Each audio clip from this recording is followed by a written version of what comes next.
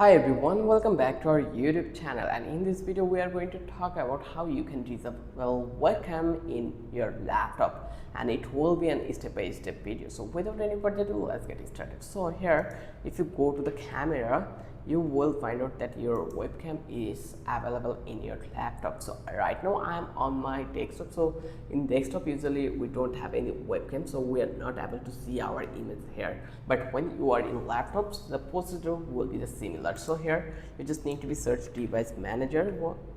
Let's search for device manager and go into this one. Once you go over here, then here actually you can see we have a couple of things in here.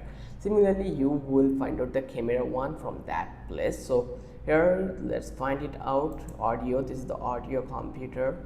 Then this one is network adapters, print software, and when you will have the webcam, you will get the options in this panel which is called camera, and then you just need to be click this one and you will get this kind of option where you just need to click on disable device, and this way you can easily disable your webcam. This is the easiest way. I hope you understand the process. Now you can do it for your own self, and if you love this video, then don't forget to subscribe our channel and don't forget to hit the like button. Till then, have a good day.